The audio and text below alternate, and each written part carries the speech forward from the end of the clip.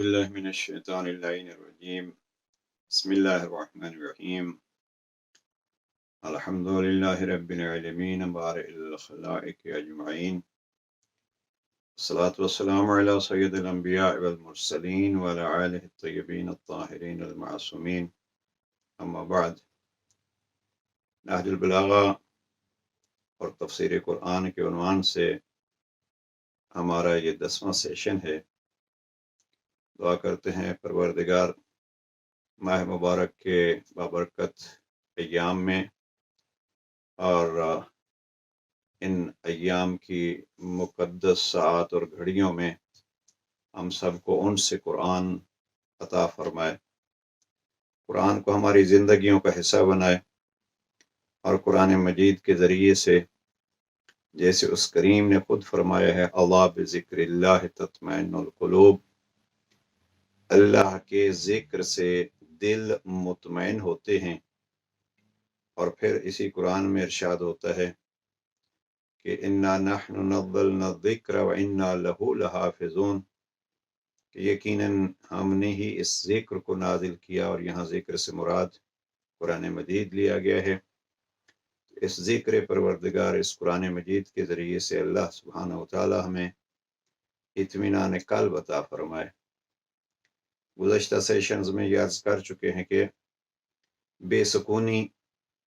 ایک بہت بڑی مرض بن چکی ہے، اور اس پہ لوگ علاج کے عنوان سے بہت کچھ کما رہے ہیں، لیکن اگر زندگی کو قرآنی اصولوں کے مطابق گزارا جائے تو انسان کی اپنی زندگی بھی مطمئن گزرے گی، اور دوسروں کی زندگیوں کا سکون بھی انسان مہیا کر سکے گا۔ اور سب سے بڑی انسانی ہمدردی یہی ہے کہ کسی کے دکھی دل کو سکون بہم پہنچاؤ۔ اکثر افراد جو مالی طور پر کچھ نہیں کر سکتے وہ پریشان ہوتے ہیں کہ ہم کیا کر سکتے ہیں، تو ان کے لیے یہ کہ آپ اپنے چند میٹھے بول کے ذریعے سے دکھی دل کی تسکین کا سبب بن سکتے ہیں۔ لہذا کوشش یہ ہونی چاہیے کہ قرآنی اصولوں کے حوالے سے انسان اپنی زندگی کو بھی پرسکون بنائے اور دوسروں کو بھی پرسکون رکھے۔ ہمارا موضوع یہ ہے کہ نہج البلاغہ میں امیر المؤمنین علیہ السلام نے قرآن مجید کی عظمت کس انداز سے بتلائی ہے، اور قرآن مجید کے تفسیر کے پہلو کیسے بیان کیے ہیں۔ آج کے سیشن میں نہج البلاغہ کا خطبہ نمبر 181، جس میں جناب امیر علیہ السلام نے قرآن مجید کا تذکرہ کیا۔ البتہ اس خطبے کی ابتدا میں امیر المؤمنین علیہ السلام نے اپنے مخصوص انداز میں عظمت پروردگار بیان کی ہے، اور اگر اس عظمت پروردگار کے ایک ایک جملے کو دیکھا جائے تو حقیقت میں یہ قرآن مجید کے ان جملات کی طرف اشارہ ہے جو اللہ سبحانہ وتعالیٰ نے اپنی حمد اور اپنا تعارف کرایا ہے۔ حقیقت میں قرآن کی عظمت تبھی انسان کو معلوم ہوگی جب رب کی عظمت کا احساس ہو، اس لیے کہ کسی کتاب کے پڑھنے میں، کسی کے خط پڑھنے میں، کسی تحریر کا مطالعہ کرنے میں انسان اس کو اتنی ہی اہمیت دیتا ہے جتنا اس لکھنے والے کو اہمیت دیتا ہے۔ لہذا سب سے پہلے یہ کہ اس خالق کی عظمت اور اہمیت، اس کے مقام اور اس کے علو کو پہچانا جائے، تو پھر اس کے بتلائے ہوئے اصولوں اور اس کی نازل کی ہوئی کتاب کو بھی اہمیت ہوگی۔ جناب امیر المؤمنین علیہ السلام نے اس خطبہ 181 میں خطبہ شروع یوں کیا: حمد ہے اس ذات کی الحمدللہ المعروف من غیر رعیت والخالق من غیر منصبت تمام حمد و اللہ کے لیے ہے جو بن دیکھے جانا پہچانا ہوا ہے۔ اور بہرحال 5-6 جملے ہیں جناب امیر علیہ السلام نے توحید کے بیان کیے، وہ موضوع نہیں ہے ہمارا۔ اس خطبے میں آگے چل کے جناب امیر علیہ السلام نے قرآن مجید کے چند عظمتیں بیان کی ہیں، اور یہاں فرماتے ہیں فل قرآن عامر ضاجر، قرآن حکم دینے والا ہے اور قرآن روکنے والا ہے۔ عامر ضاجر، احکام الہیہ میں سے قرآن مجید نے بار بار جس امر کی تاکید کی ہے اس میں سے امر بالمعروف اور نہی عن المنکر ہے، یعنی اچھائیوں کا حکم دینا، اچھائیوں کی رغبت دلانا اور برائیوں سے روکنا۔ علماء مفسرین نے پھر امر بالمعروف اور نہی عن المنکر کے درجات بیان کیے ہیں، کب کون سے درجے کو استعمال کرنا ہے، اور پھر اس کے امر بالمعروف اور نہی عن المنکر کے مقام کو بھی بیان کیا ہے۔ بہرحال امر بالمعروف اور نہی عن المنکر کے لیے ایک بہترین ذریعہ اور ماخذ جناب امیر علیہ السلام فرماتے ہیں وہ قرآن ہے، یعنی قرآن مجید اچھائیوں کا حکم دیتا ہے، برائیوں سے روکتا ہے۔ اگر علی علیہ السلام سے قرآن مجید کے یہ 2 صفات ہی لے لیے جائیں، اور ماہ مبارک رمضان کے جو دن باقی رہتے ہیں ہم اسی انداز سے قرآن مجید کو پڑھنا شروع کریں، آیت پڑھیں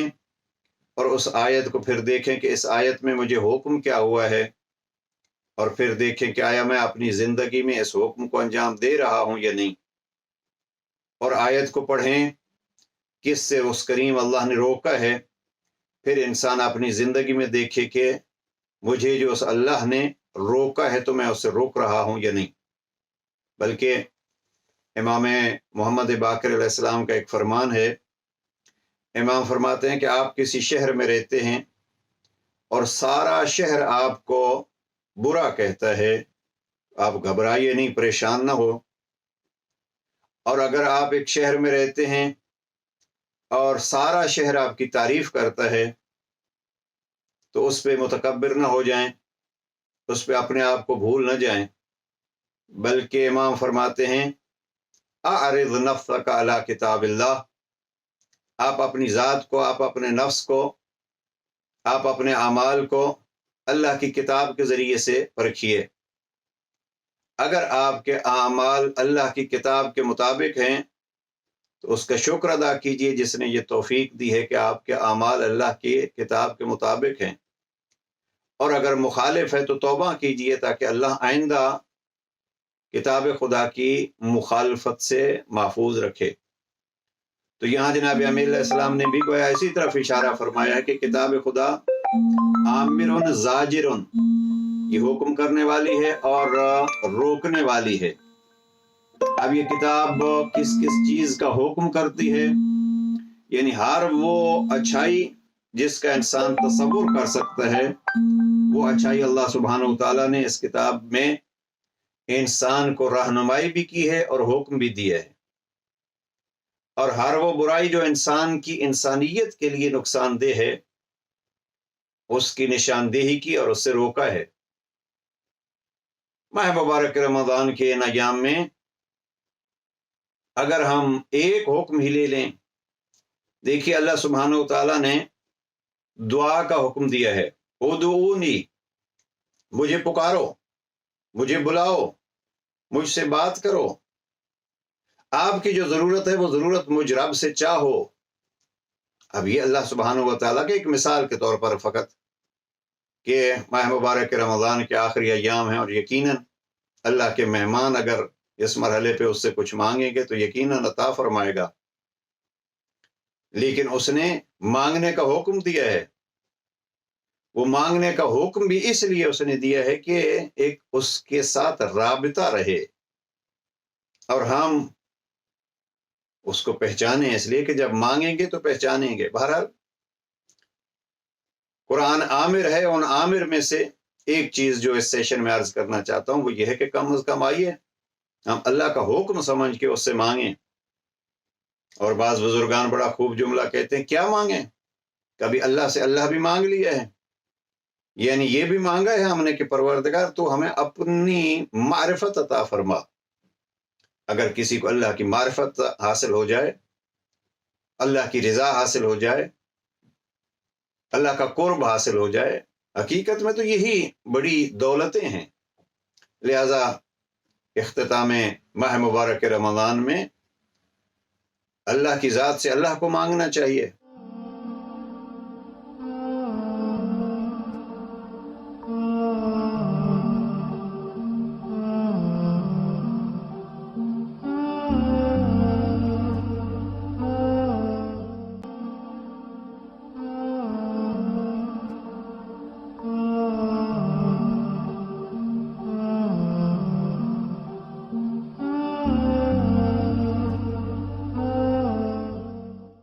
اس انداز سے کہ اپنے آپ کو پہلے پرکھیں. ماہ مبارک رمضان میں ہم نے اس کے کون کون سے حکم کی تعمیل کی ہے، پھر اس کا شکریہ ادا کریں. کون کون سے احکام ہم سے رہ گئے اور ہم سے معصیت ہوئی ہے، اس سے ہم توبہ اور معافی چاہیں. تو یہ ہے کہ قرآن مجید میں کم از کم اگر ہم روزانہ کی تلاوت کے اعتبار سے ایک چیز لے لیں کہ آج ہم نے اللہ کے اس حکم کو پڑھا ہے اور ہم اس حکم کو انجام دیں گے، اور اللہ کی روکی ہوئی چیز کو، اللہ کی نہیں میں سے ایک نہیں ہم نے قرآن مجید میں تلاوت کی ہے. مثلا اگر آج کہیں قرآن مجید میں ایک معمولی سی عمل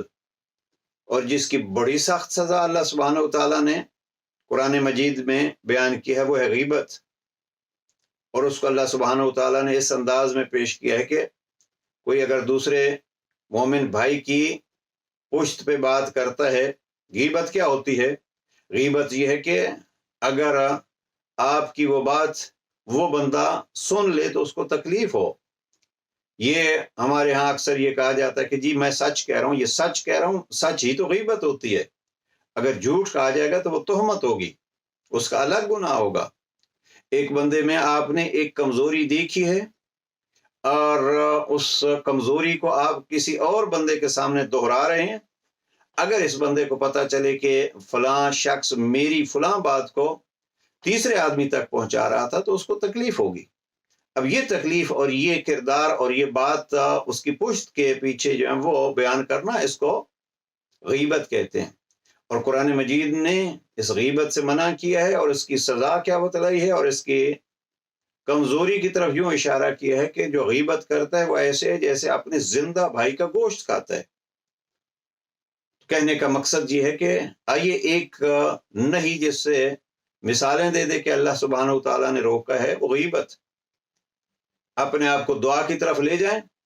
اور غیبت سے بچائیں. اور ان دو چیزوں کا تعلق ابتدا میں تو زبان سے ہے. گویا ہم زبان کے ذریعے سے اگر اللہ سبحانہ و تعالیٰ کے اس حکم کی وجہ آوری کریں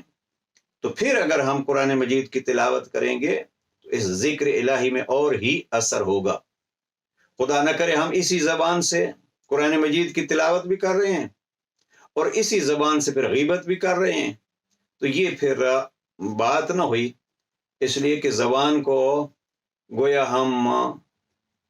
ایک ہی وقت میں اللہ کی مخالفت میں بھی استعمال کر رہے ہیں اور اللہ کی باتیں بھی پڑھ رہے ہیں. تو جناب امیر علیہ السلام کا یہ خوبصورت انداز، قرآن آمر بھی ہے اور زاجر بھی ہے، اچھائیوں کا حکم دیتا ہے، برائیوں سے روکتا ہے.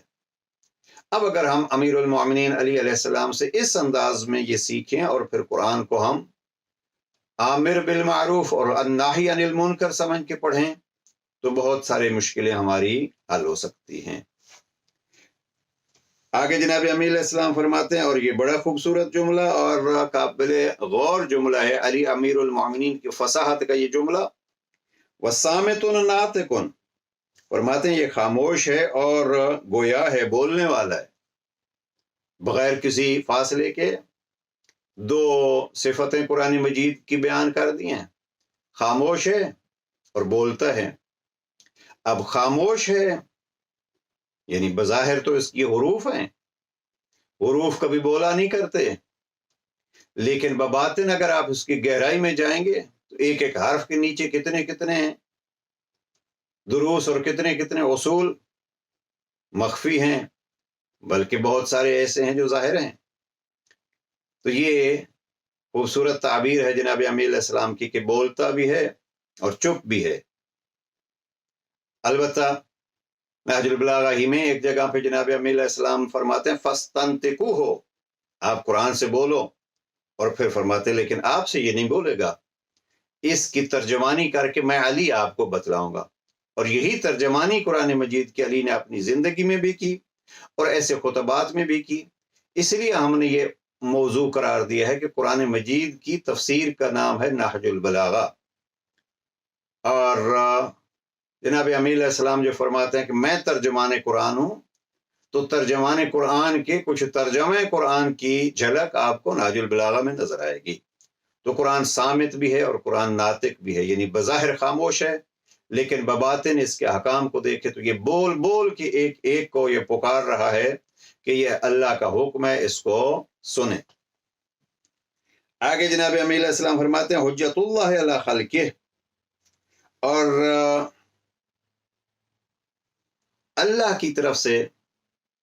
بڑا یہ باریک پوائنٹ ہے، اللہ کی طرف سے اللہ کے بندوں پر حجت اور دلیل ہے۔ دیکھیے ہمارے دور میں ظاہری طور پر نہ پیغمبر موجود ہیں اور نہ امام وقت کا ہم دیدار کر سکتے ہیں۔ اب اگر اس دور میں کوئی یہ کہے کہ میں دین کہاں سے سیکھوں، تو اس دین کے سیکھنے کے لیے اور اللہ کی طرف سے اتمام حجت کرنے کے لیے وہ جو دلیلیں دیتا ہے، خود اپنے تعارف کی دلیلیں، زندگی سنوارنے کی دلیلیں، حق اور باطل کے نمونے، تو وہ کہاں سے ملیں گے؟ وہ قرآن مجید سے۔ اور قرآن مجید کے ہوتے ہوئے کل اللہ کے دربار میں کوئی یہ نہیں کہہ سکتا کہ پروردگار تو نے مجھے بتلایا نہیں ہے۔ گویا قرآن کتاب مبین ہے، ہر ایک چیز کو کھول کھول کے بیان کر رہی ہے۔ لہذا جناب امیل علیہ السلام یہاں یہ فرماتے ہیں کہ دیکھو قرآن مجید آپ کی اچھائیوں کی دلیل ہے، قرآن مجید آپ کے کمال تک پہنچنے کے لیے راہ ہے، قرآن مجید معرفت پروردگار کا بہترین وسیلہ اور ذریعہ ہے۔ لہٰذا قرآن مجید سے ہمیں عقائد بھی سیکھنے ہیں، قرآن مجید سے ہمیں احکام بھی سیکھنے ہیں، قرآن مجید سے ہمیں اخلاقیات بھی سیکھنے ہیں۔ لہٰذا یہ ایک بہت مہم اصول ہے کہ کل کوئی یہ نہیں کہہ سکتا کہ ہم جس زمانے میں تھے وہ رسول نہیں تھے، لیکن اللہ کی ذات فرماتی ہے کہ میں نے کتاب دی ہے اور وہ رسول عملاً کتاب کی تشریح اور تفسیر کر گئے ہیں اور پھر ان کے بعد ائمہ کرتے رہے ہیں۔ تو یہ بندگان خدا پہ حجت ہے۔ اور پھر اس سے بھی خوبصورت جملہ اخذ علیہ میثاقہم، اللہ سبحانہ و تعالیٰ نے قرآن مجید کے مطابق عمل کرنے کا بندوں سے عہد لیا ہے۔ اب جب میثاق کی بات آتی ہے تو قرآن مجید میں اس میثاق کا تذکرہ ہے جب رب کریم نے ارواح کے ساتھ ارواح سے وعدہ لیا کہ کیا میں آپ کا رب نہیں ہوں، کیا میں آپ کا اللہ نہیں ہوں؟ تو ارواح نے سب نے کہا ہاں۔ اب وہ قرآن مجید میں ارواح کے ساتھ میثاق ہے اور وعدہ ہے۔ اللہ سبحانہ و تعالیٰ نے انسانوں سے اس وقت وعدہ لیا۔ جناب امیل علیہ السلام فرماتے ہیں کہ اخذ علیہ میثاقہم، اللہ سبحانہ و تعالیٰ نے وہاں وعدہ لیا توحید کا، وہاں وعدہ لیا اللہ کی پہچان کا اور معرفت کا، لیکن پھر اس وعدے کے لیے قرآن مجید کو کھول کے بیان کر دیا، تفصیل سے بیان کر دیا کہ جو آپ نے لا الہ الا اللہ کا اور وحدانیت خداوندی کا وہاں وعدہ کیا تھا اور میثاق کیا تھا، اس میثاق کو آپ نے عملاً زندگی میں اپنانا ہے۔ اور وہ کیا آپ اپنا سکتے ہیں؟ اللہ کے وہ وعدے قرآن مجید میں بیان کیے، کیا کرنا ہے آپ کو اور کیا نہیں کرنا۔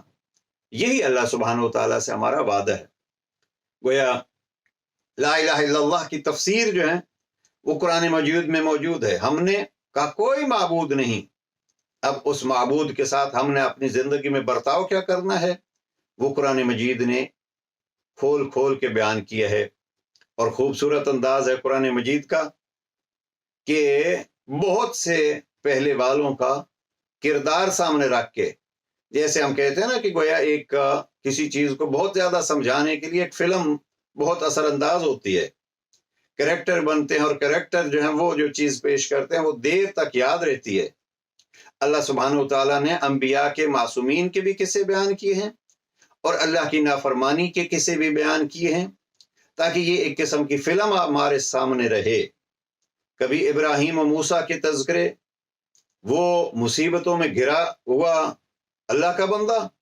مدد کر سکتا ہے، اور اگر بھی کرنا چاہے تو دریا کو پھاڑ کے آگ کو بجھا کے مدد کرتا ہے، لیکن کبھی کبھی خود اسی پہ چھوڑتا ہے کہ میں اس کے صبر کو آزماؤں، یہ کتنا صبر کرتا ہے۔ اور کبھی فرعون و نمرود و شداد جیسوں کے واقعات بیان کر کے گویا انسان کو یاد کرانے کے لیے اور انسان کے حفظ کے لیے، ان مواعظ کو آسان بنانے کے لیے یہ عبرت بھرے واقعات بھی بیان کیے۔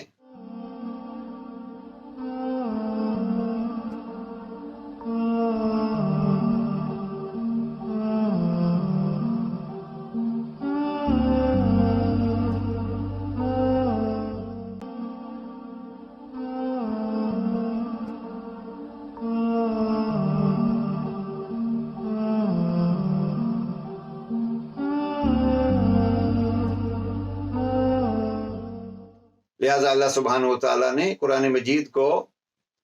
اس میثاق توحید کی تشریح بنائی ہے کہ اگر آپ نے مان لیا کہ لا الہ الا اللہ،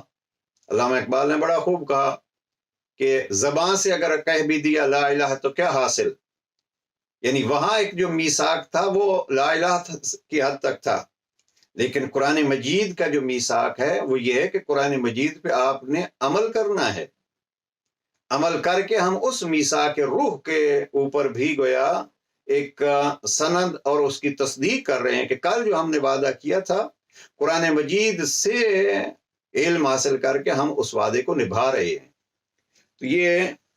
اخذ علیہ میثاقہم وارتہن علیہ انفسہم، اور امام فرماتے ہیں کہ اللہ نے انسان کے نفسوں کو اس کا پابند بنایا ہے، یعنی قرآن مجید کے لیے امیر علیہ السلام فرماتے ہیں کہ اللہ سبحانہ و تعالیٰ نے دو چیزوں کو بیان کیا، وَهَدَيْنَاهُ النَّجْدَيْنِ، ہم نے دو راہیں اس کو بتلائی ہیں، ایک خواہشات کی راہ اور ایک اتباع پروردگار کی راہ۔ اب اللہ سبحانہ و تعالیٰ نے انسان کو پابند کیا کہ انسان، جس خالق نے تجھے خلق کیا ہے اس نے احکام بھی جاری کیے ہیں اور اس کے احکام کو ماننا ہے، اور وہ احکام کہاں ہیں؟ وہ احکام اللہ کی اس کتاب میں موجود ہیں۔ تو وارتہن علیہ انفسہم، اللہ نے اپنے بندوں کے نفسوں کو قرآن مجید کا پابند بنایا ہے۔ اتم نورہ، اللہ سبحانہ و تعالیٰ نے اس اپنے کلام کے نور کو مکمل کیا ہے، کامل نور، یعنی اس نور الہی کے ہوتے ہوئے کہیں کسی قسم کی بھی گمراہی اور اندھیرا نہیں رہتا، یعنی گویا اس میں جناب امیر علیہ السلام اسی طرف اشارہ فرما رہے ہیں، نور مبین، کتاب مبین، تو یہ ہر چیز واضح اور کھول کھول کے بیان کر دی ہے۔ اور پھر اگلے جملے میں امام فرماتے ہیں کہ وہ اکمل بہ دینہ، دیکھیے یہ قرآن مجید کے ذریعے سے دین کو مکمل کیا۔ ایک آیت ہے سورہ مائدہ میں، الیوم اکملت لکم دینکم واتممت علیکم نعمتی ورضیت لکم الاسلام دینا۔ اب وہاں دین کو رضایت کی سند دینے کے لیے وہاں معلم قرآن کا تعارف کرایا، تو گویا کتاب کے طور پر اگر کورس مکمل ہوا ہے، اس مکمل کورس کا نام کتاب خدا ہے، قرآن ہے، اور اس کتاب کے معلم کا اعلان ہوا ہے، من کنت مولا فہذا علی مولا کی صورت میں، تو یہ معلم کے آنے سے دین کامل ہوا ہے۔ دو چیزیں جناب امیر علیہ السلام نے فرمائیں، کتاب بھی کامل ہو گئی اور معلمین بھی کامل ہو گئے، تو قرآن مجید کے ذریعے سے دین کے اصول مکمل کر دیے۔ البتہ یہ ذہن میں رہے کہ دین کے اصول مکمل ہو گئے قرآن مجید کے ذریعے سے، یہ دقت رہے کہ اللہ نے جو معلم بنائے ہیں ان کے معلم ماننے سے گویا ہم نے قرآن کا حکم مانا ہے، اور پھر قرآن کے جو اصول خلاصے کے طور پر بیان ہوئے ہیں ان کی وضاحت وہ معلم کریں گے۔ اگر قرآن مجید میں مثلا بار بار نماز کا تذکرہ ہے، اس نماز کے تذکرے کو آپ دیکھیے، اولین عبادت پروردگار احکام الہیہ میں سے سب سے مہم حکم اور عمل، لیکن اس کی وضاحت قرآن مجید میں نہیں کی کتنی رکعتیں پڑھنی ہیں، پہلے رکوع ہوگا، بعد میں رکوع ہوگا، اور سجدے 1 ہوگا 2 ہوں گے، رکوع کتنا ہوگا، قرآن مجید میں کہیں نہیں ہے۔ اب یہ ہے مفسر کی ضرورت کہ اللہ سبحانہ وتعالیٰ نے معلم اور مفسر بنائے ہیں جنہوں نے آ کے اس کی وضاحت کی ہے، اور وہ مفسر اپنے زمانے میں پیغمبر اکرم، اور پیغمبر اکرم نے اس لیے بتلایا کہ علی مع القرآن والقرآن مع علی، کہ یہ ہستیاں آپ کو پھر بتلائیں گی۔ رسول کے کردار کو دیکھ کے، اللہ کی کتاب کو دیکھ کے وہ آپ کو اصول دین اور احکام دین بتلائیں گے۔ تو یہ قرآن مجید کے لیے بہت خوبصورت جملہ ہے، اکمل بہ دینہ، اللہ کی ذات نے اپنے اس قرآن کے ذریعے سے، اس کتاب کے ذریعے سے اپنے دین کو مکمل کیا۔ اور اس اکمل بہ دینہ سے قرآن مجید کی عظمت یوں بھی واضح ہو سکتی ہے کہ جیسے کہ 4 آسمانی کتابیں اور 100 سے زیادہ صحف کا تذکرہ ہے، تو اب وہ ساری چیزیں 114 کتابیں یا صحف کے بعد آخری جو کتاب ہے، آخری کتاب دین کی تکمیل ہے، یعنی وہ سلسلہ جو اللہ سبحانہ وتعالیٰ نے جناب آدم سے شروع کیا ہے، وہ جناب خاتم پہ آ کے اس کتاب اور اس معلم کے ذریعے سے مکمل ہوتا ہے۔ تو یہ ہے جناب امین علیہ السلام کا تعارف قرآن مجید کا، اکمل بہ دین وقبض نبیہ وقد فرغ الی الخلق من احکام الہدی بہ۔ اب یہ دیکھیے، اللہ سبحانہ وتعالیٰ نے اپنے نبی کو اس حالت میں دنیا سے اٹھایا کہ وہ لوگوں کو ایسے احکام قرآن کی تبلیغ کر کے فارغ ہو چکے تھے کہ جو ہدایت و رستگاری کا سبب ہیں۔ یعنی یہاں ایسے احکام قرآن کی تبلیغ، پیغمبر نے اپنی زندگی میں بھی قرآن مجید کی تبلیغ کی، اور جناب امین علیہ السلام نے یہ فرمایا کہ احکام الہدی بہ، اس قرآن کے ذریعے سے ہدایت کی ساری راہیں جناب پیغمبر اکرم نے واضح کی۔ یعنی جناب پیغمبر اکرم کے ذریعے سے نازل ہونے والا قرآن، کچھ چیزیں خود قرآن میں واضح ہو گئیں، کچھ چیزیں قرآن کی پیغمبر اکرم کی سیرت سے، کردار سے واضح ہو گئی۔ لہٰذا بعض افراد جو ہیں وہ یہ سمجھتے ہیں کہ شاید ہمارے لیے کتاب کافی ہے، اور آج کل جو ہیں وہ اہل قرآن بننے کے لیے ضروری ہے کہ ان کو بھی دیکھیے۔ اور جناب امین علیہ السلام نے اہل بیت کو اہل قرآن کہا ہے بہت ساری جگہ پہ۔ اہل قرآن سے یعنی وہ جو قرآن مجید کے مطابق عمل کرتے ہیں اور قرآن کو سمجھتے ہیں، تو ان سے ہم نے قرآن لینا ہے۔ اس لیے کہ اگر ہر آدمی اپنے طور پر کہے میں نے قرآن سمجھ لیا ہے، سمجھنا چاہیے، اس میں غور و فکر کرنا چاہیے، لیکن اس کو اس انداز میں کہ میں اپنے زندگی کے اصول اس سے لے سکوں، وہ ایک وقت طلب ہے۔ جو وہ وقت دے سکتے ہیں خوشا بحال ان کے، اور جو نہیں دے سکتے اس کے لیے بھی قرآن مجید نے یہ ارشاد فرما دیا ہے، فَاسْأَلُوا أَهْلَ الذِّكْرِ إِن كُنتُمْ لَا تَعْلَمُونَ،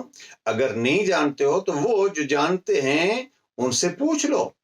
لہٰذا یہ دعویٰ کرنا کہ بس قرآن کافی ہے، ہر خشک و تر قرآن مجید میں موجود ہے، یہ دعویٰ صحیح نہیں ہے، اس لیے کہ ہر خشک و تر قرآن مجید میں موجود ہے، لیکن اسی خشک و تر میں یہ بھی ہے کہ فَاسْأَلُوا أَهْلَ الذِّكْرِ إِن كُنتُمْ لَا تَعْلَمُونَ، اگر قرآن سامنے رکھ کے بھی آپ کوئی چیز نہیں سمجھ سکتے تو ان سے پوچھئے جو سمجھ رہے ہیں، جو جانتے ہیں۔ اس لیے قرآن مجید کے ہوتے ہوئے بھی مثلا کردار پیغمبر اکرم صلی اللہ علیہ وآلہ وسلم، جب نجران کی عیسائی آتے ہیں مباہلہ کے لیے پیغمبر اکرم کے پاس، اور اس وقت مباہلہ کے لیے تو نہیں، بہرحال پیغمبر اکرم نے دعوت دی تھی، انہوں نے انکار کیا اور پھر مباہلہ کی نوبت آئی، تو وہاں قرآن مجید کے ہوتے ہوئے پیغمبر اکرم کا کردار ان کو سمجھ نہ آیا کہ پیغمبر اکرم وہ مالک خلق عظیم اور ہمارے سلام کا جواب بھی نہیں دیتے، تو پھر کردار پیغمبر کو سمجھانے کے لیے جناب امیر المؤمنین آگے بڑھے، اور جناب امیر علیہ السلام نے ان کو سمجھایا مباہلہ میں آنے والے ان عیسائیوں کو کہ آپ نے اپنے ظاہر کو بدلا ہے، آپ تو ظاہری شان و شوکت سے دور رہنے والے ہیں، لیکن آپ کا یہ لباس اور آپ کا یہ رنگ برنگا زینت کے اسباب جو ہیں یہ گویا دو رنگی دکھلا رہے ہیں. تو یہ قرآن مجید سے وہ کردار ان کو سمجھ نہ آیا تھا، اس لیے کہ وہ تو یہ پڑھ رہے تھے کہ قرآن مجید میں جناب پیغمبر اکرم کے لیے ہے مالک خلق عظیم ہے. تو اب یہ کیسا خلق ہے کہ ان کے سلام کا جواب نہیں؟ تو پیغمبر اکرم کے کردار کا دفاع اور پیغمبر اکرم کے کردار کی حقیقت جناب امیر علیہ السلام نے بتلائی ہے. اسی طریقے پہ جیسے کردار پیغمبر اکرم کی وضاحت لازمی ہے، اسی طریقے پہ خود قرآن مجید کے لیے بھی یہ معلمین قرآن چاہیے. جیسے عرض کر چکا ہوں کہ ان میں سر فہرست معلم وہ ہے جو ذات گرامی پیغمبر ہے، اور پیغمبر اکرم کے بعد پھر پیغمبر اکرم معین کرتے رہے کہ میرے بعد کس کس سے آپ نے پوچھنا ہے. تو یہ ہے عظمت قرآن مجید، اور یہ ہے جناب امیر علیہ السلام کا وہ سلسلہ گفتگو جس میں امام چاہتے ہیں کہ آپ نے قرآن سے کیا برتاؤ کرنا ہے. اللہ سبحانہ و تعالی ہمیں قرآن کا قرب عطا فرمائے اور قرآن کے ذریعے سے خود ذات توحید کا قرب عطا فرمائے. السلام علیکم ورحمۃ اللہ وبرکاتہ.